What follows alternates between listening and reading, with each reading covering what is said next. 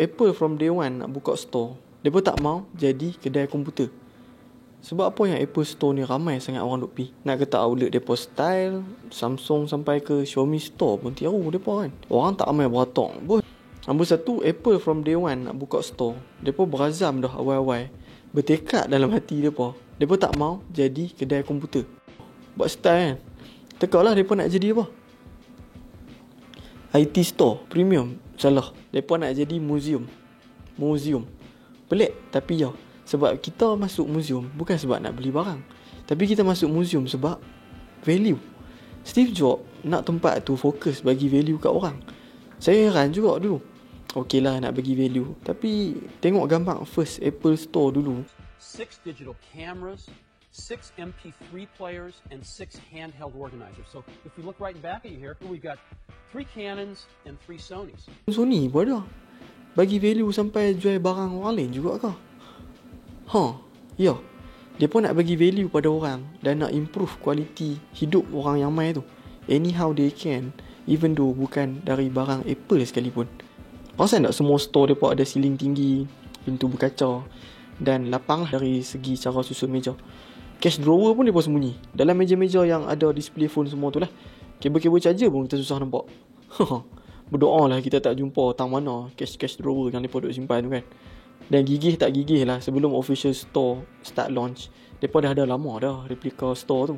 Kat situ lah tim mereka siang malam test cara susun meja, cara letak phone, test material lantai, kena ke dengan lighting apa semua kan.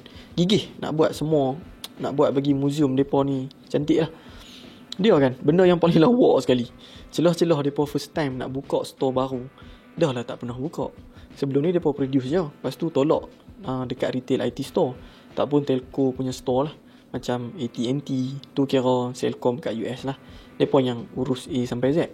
Masalah Steve Jobs baru tahu, sebab galak nak ada store juga kan. Customer service, mereka tak ada idea nak buat macam mana. Mereka bukan biasa serve customer secara direct pun. Mereka tak tahu langsung nak sambut orang walk in macam mana pun mereka tak tahu. Selama ni orang lain yang duk buat, yang terror dan berpuluh tahun dah buat. Dah jadi makanan mereka dah. So apa geng Steve Jobs ni buat? Cara mudah, mereka buat bancian sama-sama mereka. Mereka tanyalah dalam banyak-banyak tempat, tang mana customer service paling tip-top sekali. So tim mereka pun bagilah feedback. Dalam banyak-banyak feedback tu, ada satu tempat tu, dia seorang je, banyak kali duk naik nama dia. Kerja mudah, apa mereka buat? Mereka hantar berlambak tim mereka pergi training dekat sana. Senang, ciluk from the best. Dan the best service tu bukan mai dari IT store pun. Kan? Logik kan? Logik jugalah kan? Pasal Steve Jobs menyampah tak mau jadi kedai komputer. Tapi siapa dia mereka yang best customer service sampai Apple pun ciluk skill mereka? Yang tu kita relax dulu. Dan nak bagi tahu betapa bersungguhnya mereka polish customer service mereka lepas tu. Apple develop satu app ni untuk buat satu benda je. Teka bila benda apa? Lambat. Satu benda je dibuat untuk key in warna baju customer. Banyak duit sangat kono sampai saja-saja nak buat app. Tapi ya, betul, tak kencing. Dia pun bukan psycho sampai nak tahu baju apa kita pakai hari tu. Dia nak bagi mudah staff cam dan pi terus ke customer tu. Bukan staff duk tercari-cari lepas tu sebut nama kita kuat-kuat. Dia pun nak bagi kita secara subconscious rasa macam semua staff kenal kita. Dan smooth je experience dengan dia. Okey bah. Dari duk pergi kedai lepas tu terpinga-pinga, lepas tu rasa macam tak ada siapa nak layan kan. Macam latest cerita dekat mesin yang Bunga Ismi kena tu kan. Hiring depa pun ketat. Dari total application, orang yang submit resume kerja 2% saja lepas. 2%.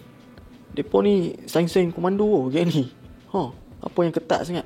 Dan Apple sebenarnya fokus orang yang ada talent menjual je. Hang tak pelik ke? Awal tadi cakap nak jadi museum, bagi value lah apalah.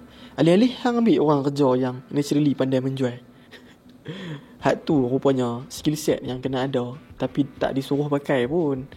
Depa tak disuruh untuk buat sale, tapi depa dilatih untuk create relationship dengan customer, solve problem depa dan ultimately buat hidup depa lebih baik. Dan depa tak panggil staff kat sana. Depa dipanggil helper. Satu lagi, pernah dengar yang Apple ada depa punya quarry tau. Tu yang pecah-pecah batu, lepas tu transport batu tu semua. Jangankan quarry, hutan pun depa ada mat. Depa bagi ada benda tu sebab nak make sure Apple Store punya maintenance running smooth je. Pernah sekali lantai depa tu pecah dengan meja rosak. Saya tak tahulah nak siapa bagi tumpah ayak kan. So kena gantilah bila order baru. Tengok-tengok mai lantai tu, batu warna dia tu beza sikit. Lepas tu meja pun sama juga. Urat kayu dia tu tak sama dengan hak yang lain. Warna pun lari juga. So nak solve masalah tu, mereka kena tahu exactly kuari mana batu tu diambil dan dibuat bagi jadi lantai. Dan untuk meja pun mereka kena tahu exactly bahagian hutan mana pokok yang ditebang tu, supaya mereka boleh trace balik kalau mereka nak ganti. Sampai macam tu sekali. Yang ni lagi orang tak tahu. Walaupun kita jelas design Apple Store macam mana kan, grand, premium kan, semualah. Tapi mereka sebenarnya ada hidden store tau. Dalam store mereka ada satu lagi bilik, mereka panggil boardroom. Dari segi bentuk kursi, sampailah nak susun buku, tajuk apa buku tu yang kita nak letak di rak tu pun, semua mereka ambil kira. Kan? Buat style. Tapi memang style. Perabot-perabot, semua yang level-level designer tau. Alah, level-level macam baju turtleneck Steve Jobs dululah. Kan? Nampak macam bersepah je di Uniqlo. Tapi hak ni harga beribu lah silai. Hak ni kita cerita timeline lah, betapa obsesnya arwah Steve Jobs kepada disiplin dan kesenian Jepun sampai diserap identiti tu dalam Apple. Kita pergi balik cerita dekat boardroom tadi. Dalam boardroom tu akan ada satu item unik tau. Dia macam simbol kepada bandar atau negara yang store tu duduk. Dalam 500 store dalam dunia ni, 30 lebih saja yang ada hidden room ni. Kalau kita tahu kat situ ada hidden room, kita boleh masuk ke? Tak boleh. Depa khusus tempat tu untuk business meeting je atau private event je. Laptop kan, cara depa susun tu, cara letak pun ada sebab dia tau. Dia ada seni dia. Depa make sure lead laptop tu at certain angle. Dia buat untuk orang lain tengok jadi sakit mata. Kita kira nak pi ke laptop tu dan perbetul angle laptop tu. Apa depa nak kita buat, dah pun berjaya. Tu cara depa trigger kita untuk approach dan make contact dengan produk depa tu. Dan secara tak langsung kita rasa build quality laptop tu. Cerdik depa ni. Dan yang last sekali tu, depa kan helper kat sana sebenarnya. Depa ada kuota untuk belanja customer. Depa personally boleh decide tau untuk sama ada nak bagi ke tak. Dan selalunya depa akan simpan untuk customer yang bagus dengan depa, yang well behave lah, kamcing. Contoh kan macam parts MacBook kita rosak dan warranty pun expired lama dah.